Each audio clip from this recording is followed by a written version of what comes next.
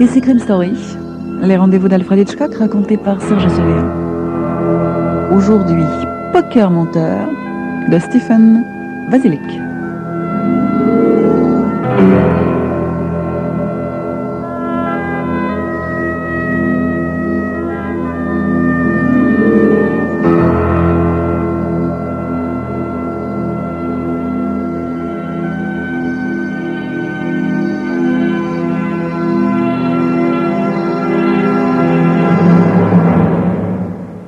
Le ciel est à présent assez clair pour que Peterson puisse se déplacer dans la forêt sans trop de difficultés.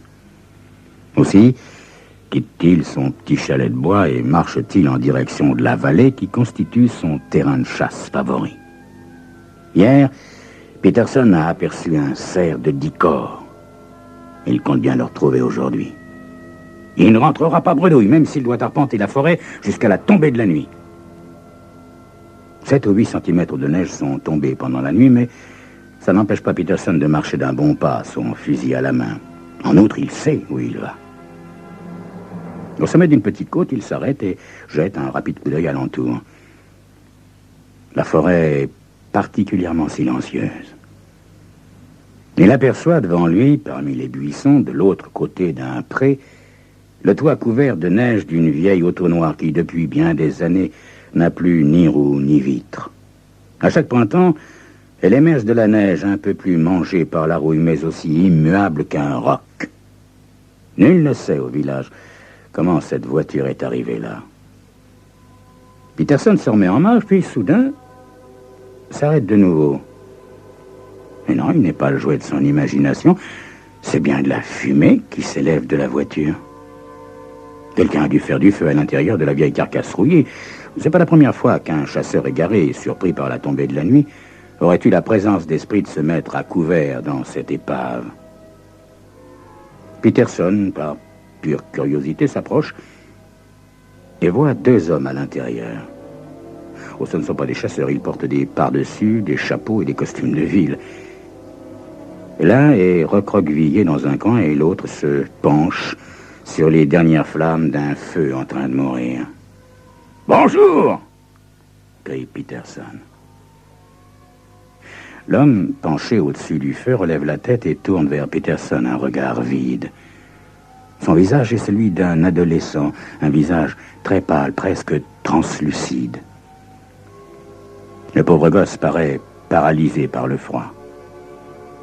Peterson sort de sa poche la bouteille thermo pleine de thé bouillant, largement additionné de rhum, remplit une tasse et l'attend au jeune homme. Buvez lentement, mon garçon. Après, il faudra sortir de là et marcher pour faire circuler le sang. Votre ami, là, il dort? Il est mort, monsieur, murmure l'adolescent après avoir bu une gorgée. Peterson fait le tour de la voiture, ouvre la portière et essaie de redresser le malheureux.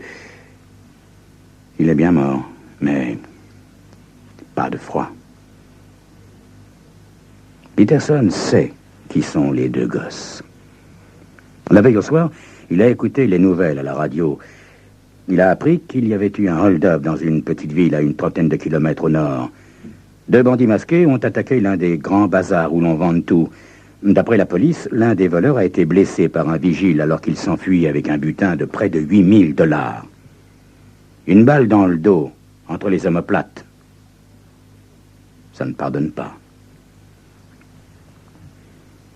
Peterson se tourne vers l'adolescent qui ne le quitte pas des yeux. Vous avez eu la chance de ne pas mourir de froid, vous aussi, jeune homme. Peterson, sans trop savoir pourquoi, préfère laisser croire au jeune homme qu'il ignore de quoi exactement est mort son compagnon. Allez, venez, mon garçon, il faut que vous marchiez un peu. Je ne peux plus marcher, monsieur.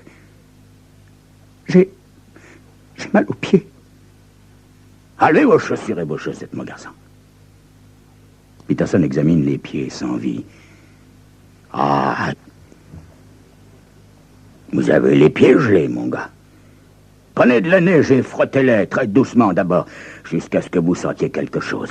Si vous ne réussissez pas à rétablir la circulation rapidement, vous courez droit à l'amputation, mon gars. Le garçon s'exécute. Peterson lui tend son écharpe et un mouchoir. Tenez, séchez vos pieds avec le mouchoir et puis mettez vos chaussettes et vos chaussures. Ensuite, vous enroulerez l'écharpe autour de votre tête pour protéger vos oreilles. Il faut que nous partions d'ici, mon gars. Je vous aiderai à marcher. Comment tu t'appelles, mon garçon? Krogan. Joe Krogan, monsieur. Parfait, Joe. Allons-y. Dès qu'on aura atteint un endroit civilisé, on préviendra les autorités pour qu'on vienne chercher ton ami. Peterson jette quelques poignées de neige sur le feu afin de l'éteindre.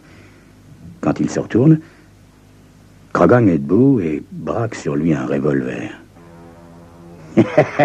Mais qu'est-ce que t'as l'intention de faire avec ça, mon gars? Prendre vos vêtements, monsieur, et sortir de cette maudite forêt.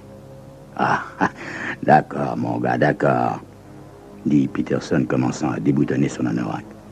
Tu veux mes vêtements? Eh ben, je te les donne. Mais si tu penses avoir seulement besoin de vêtements chauds pour sortir de cette forêt, tu te trompes, mon gars. D'abord, dans quelle direction vas-tu aller, hein? Et puis, pendant combien de temps espères-tu marcher avec tes pieds gelés? Pour survivre en hiver dans ces montagnes, il faut être né ici, mon gars. Sans moi, jamais tu t'en sortiras. Pose donc cette arme et montre-toi raisonnable. Pas si vite, monsieur. D'abord, je vais pas si mal que ça. Et puis, il me suffira tout simplement de suivre vos traces en sens inverse. Mais t'es pas bête, Joe. Malheureusement pour toi, je suis pas venu directement ici. J'étais à la recherche d'un cerf, tu vois, un body corps que j'ai vu hier. Alors, j'ai pas mal tourné en rond. Et en plus, il va se remettre à neiger, mon garçon. Bon, d'accord, monsieur. Alors, je vous propose un marché. Vous m'aidez à sortir d'ici et je vous laisserai la vie sauve. Peterson reboutonne son anorak et tend la main vers son fusil, mais Krogan s'interpose. Écoute-moi, mon garçon. Il y a des ours dans la région, et nous sommes en hiver. C'est pas avec ton petit revolver que tu les arrêteras. D'accord, monsieur. Mais vous enlevez les cartouches de votre fusil et vous les mettez dans votre poche. Vous aurez toujours le temps de recharger si on fait une mauvaise rencontre. Je vais te dire quelque chose, mon garçon. Puisque tu parles de marché, je vais aussi t'en proposer. Si tu m'avais pas braqué avec ton petit revolver, je t'aurais fait sortir de cette forêt pour rien. Mais maintenant, je veux bien t'aider, mais en échange du butin que toi et ton petit copain vous avez ramassé hier soir. T'es étonné, hein? Tu te demandes comment je suis au courant, hein? La radio, mon petit gars. Et puis, vois-tu, ce qui risque de te poser un énorme problème, c'est qu'il n'y a guère qu'une demi-douzaine de routes que vous avez pu emprunter, ton copain et toi, pour fuir hier. Et la police a dû mettre des barrages un peu partout. Seul, tu pourras guère les éviter, tandis qu'avec mon aide... Réfléchis à ça, mon garçon. Réfléchis à ça et au reste pendant que nous marchons. Bon, maintenant, où est l'argent, hein? Moi aussi, j'ai des projets. Cet argent m'aidera à les réaliser. Taisez-vous, monsieur, et avancez, dit Krogan en agitant son revolver. Comme tu voudras, mon garçon. Peterson, sans un regard derrière lui, reprend le chemin par lequel il est venu. Krogan ne lui donne pas l'impression d'être de la trempe des tueurs. En outre, son revolver dans ces montagnes, au milieu de cette forêt inextricable et de cette neige, est une arme bien dérisoire. Joe Krogan n'est qu'un gosse des villes, beaucoup plus effrayé qu'il ne le laisse paraître. Il ignore à quel point le froid est capable de saper l'énergie d'un homme et de le démoraliser, et il est déjà épuisé par une nuit épouvantable. Tandis que lui, Peterson, est en pleine forme. Il ne se sent donc pas vraiment inquiet. Enfin, pas encore, tout au moins. Le problème, c'est qu'il va lui falloir du temps pour se débarrasser de ce gosse et revenir chercher le cadavre. En plus, la chasse ferme ce soir et le magnifique Dicor dont il rêve tant va lui échapper définitivement. Des années peut-être s'écouleront avant qu'il en voie un aussi beau.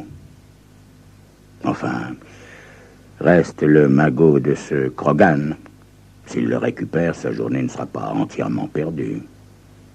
Soudain, Krogan tire une balle qui soulève une gerbe de neige devant lui. « Vous allez trop vite, monsieur! Attendez-moi !»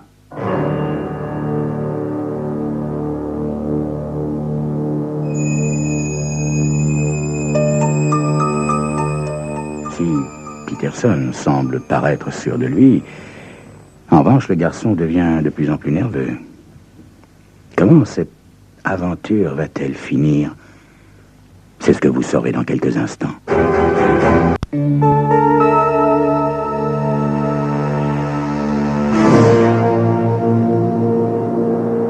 Peterson se retourne calmement.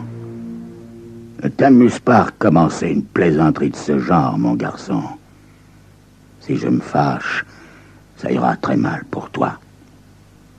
Krogan va pour répondre, mais en voyant la lueur qui brille dans le regard de Peterson, il se ravise et se contente avec son revolver de lui faire signe de continuer d'avancer.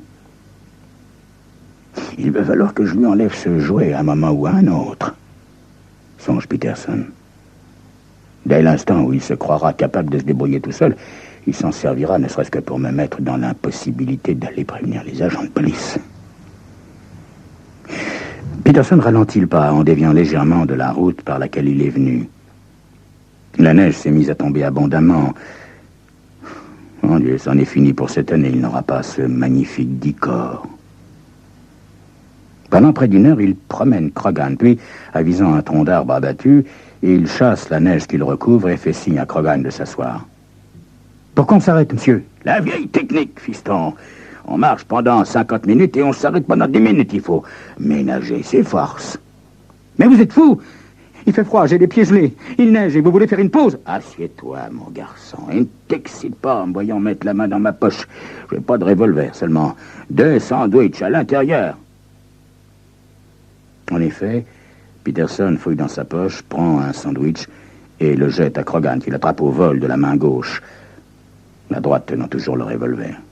« Donnez-moi l'autre aussi, monsieur, j'ai faim. » En souriant, Peterson lui jette le deuxième sandwich et tire la bouteille thermos de sa poche. « Tiens, mon gars, bois, le thé chaud, ça te fera du bien. »« Merci, monsieur. Vous êtes bien généreux, soudain. »« Oh, c'est pas gratuit, mon petit gars, c'est pas gratuit. Je compte bien te faire payer chaque bouchée, chaque gorgée cher, très cher. Si je ne me trompe, tu dois avoir près de $8 000 dans tes poches. » « Mais vous rêvez, espèce de vieux fou. Cet argent m'a coûté beaucoup trop cher pour que je vous le donne sans me battre. » Ben, pourtant, faudra bien que tu passes à la caisse, mon gars. Rester en vie à ce prix-là, c'est un cadeau, crois-moi. Note que t'as eu une sacrée veine de me rencontrer, ce qui n'est pas le cas de ton copain, c'est pas. Faut vraiment être des loulous de banlieue pour pousser l'inconscience à ce point. Personne n'habite aussi haut dans ces montagnes. Je suppose que c'est par hasard que vous êtes tombé sur cette vieille carcasse de voiture. Oui, monsieur, c'est vrai. Et il était temps. Lefty était à bout. Il commençait à neiger et la lampe n'éclairait presque plus. J'ai trouvé assez de bois sec pour faire du feu et après j'ai dû m'endormir. Quand je me suis réveillé, il faisait jour. Lefty était mort. Et vous êtes arrivé. Sais-tu que tu devrais être mort, toi aussi, mon gars? Ah, ça suffit, monsieur. Assez parlé. Continuons. D'accord, mon gars. D'accord. Mais tu paies d'abord. Dis-moi, mon petit gars, est-ce qu'il t'arrive de jouer au poker? J'ai un jeu en or, moi, et toi, t'arrêtes pas de demander des cartes. Alors, selon toi, qui va gagner en fin de compte? Si tu me tues, tu erreras dans la forêt jusqu'à épuisement, en admettant qu'avec un peu de chance, tu te trouves une route ou une maison, ce qui est fort improbable. Tes pieds gelés devront être amputés et tu termineras ta vie avec des béquilles, si la justice t'a pas condamné à la chaise électrique avant. Je peux aussi te promener dans la forêt jusqu'à ce que t'aies si froid, que tes pieds te fassent si mal que tu me supplies de te porter. J'aurais plus qu'à prendre l'argent et à te laisser mourir sur place. Alors décide-toi, mon garçon, décide-toi pendant qu'il en est temps. Tes pieds et ta vie ne valent donc pas $8 000? Supposez que je vous donne l'argent, monsieur. Combien de temps il vous faudra pour me sortir d'ici? Oh, une bonne heure, au moins. Alors je vais vous suivre pendant encore 1 heure, monsieur. Si à ce moment-là, on n'est pas parvenu à une maison, je vous abattrai comme un chien. Et si vous ne vous mettez pas en route tout de suite, je vous descends immédiatement. Je suis persuadé qu'on n'est pas si perdu que ça. Peterson soupire et saisit son fusil vide. Il sait qu'il suffit d'un rien pour que Krogan perde le contrôle de lui-même. Mieux vaut donc ne pas trop le provoquer. Empruntant un sentier à peine discernable tant il est enfoui sous la neige, Peterson conduit Krogan jusqu'à un muret qui surplombe un chemin creux. Le muret n'est pas très haut, mais de l'autre côté, le chemin est au moins à 2 mètres, 2,50 mètres en contrebas. Peterson peut l'enjamber et sauter sans problème, même à son âge. Mais le saut est moins simple pour Krogan, qui a les jambes engourdies par le froid et les pieds à demi gelés. Et ensuite, de quel côté on va, monsieur?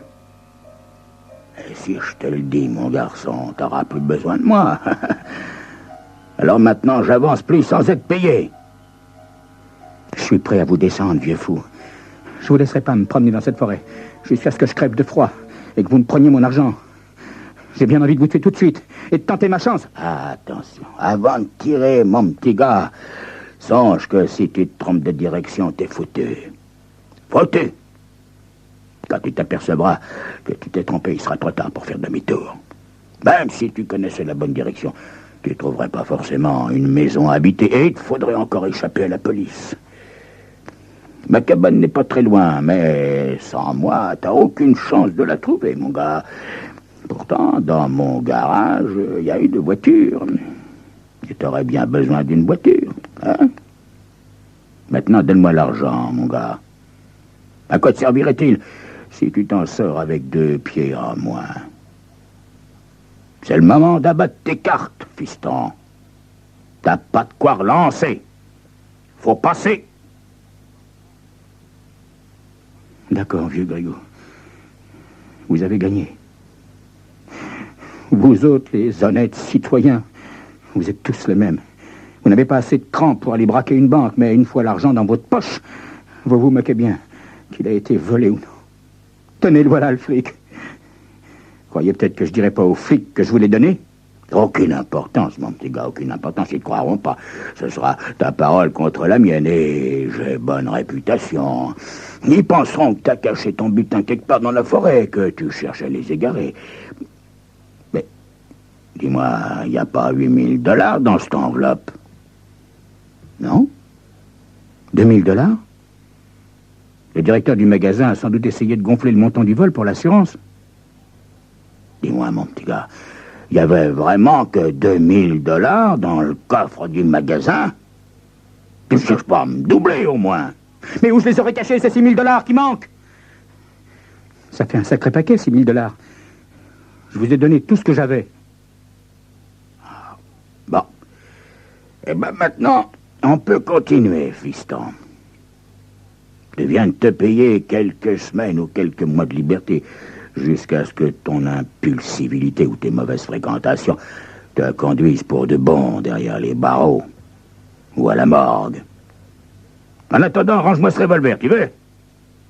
C'est quand rien de ma part. T'as payé et je te sortirai d'ici, parole d'homme. Peterson attend que Krogan ait remis son arme dans sa poche, puis, soudainement, il saute sur le chemin en contrebas. Il sait pertinemment que Krogan ne jouera pas franc jeu. Il sait pertinemment que dès qu'il lui aura indiqué la bonne direction, Krogan tentera de lui reprendre l'argent et de lui régler son compte. Alors, fiston, tu viens, oui? Krogan s'assoit sur le mur, passe ses jambes de l'autre côté et hésite. Il ne sent plus ses pieds tant ils sont engourdis. C'est haut. Il va se faire mal à l'arrivée malgré la neige. Néanmoins, par fierté, par défi sans doute, il n'ose pas demander de l'aide. Alors il saute. Il heurte le talus, au passage, perd l'équilibre et s'étale en travers du chemin. L'instant d'après, un genou le plaque brutalement au sol. Rapidement, Peterson lui arrache son revolver et l'aide à se relever sans trop d'aménité.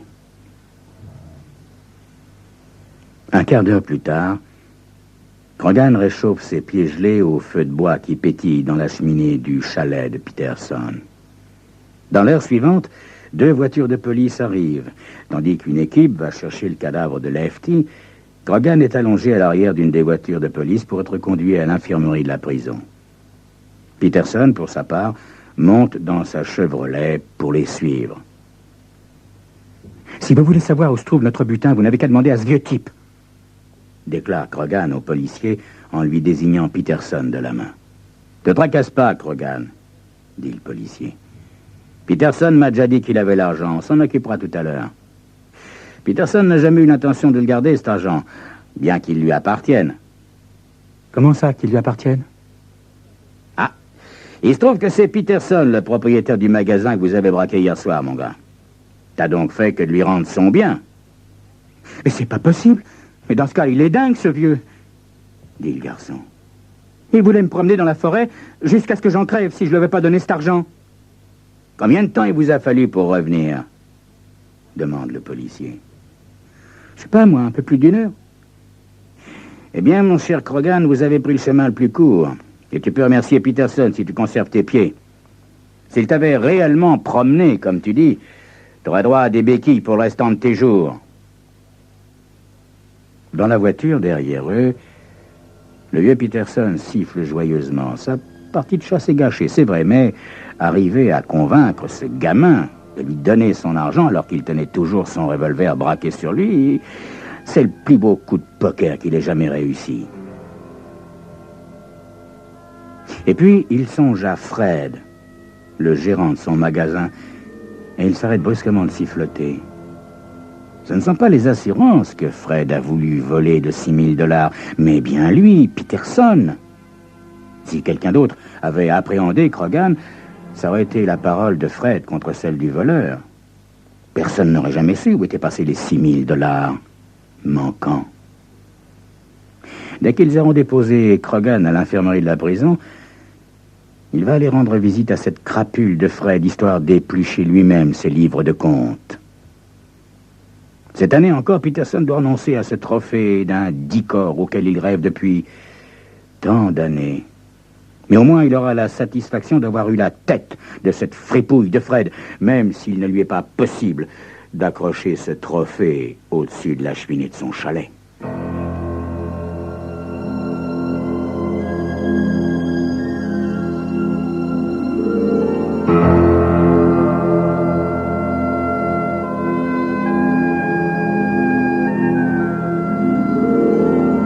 C'était Crime Story, les rendez-vous de Hitchcock. Voilà Alfred, je cherchais son prénom, pauvre homme. Raconté par Serge Sauvion, aujourd'hui Poker Menteur de Vasilic.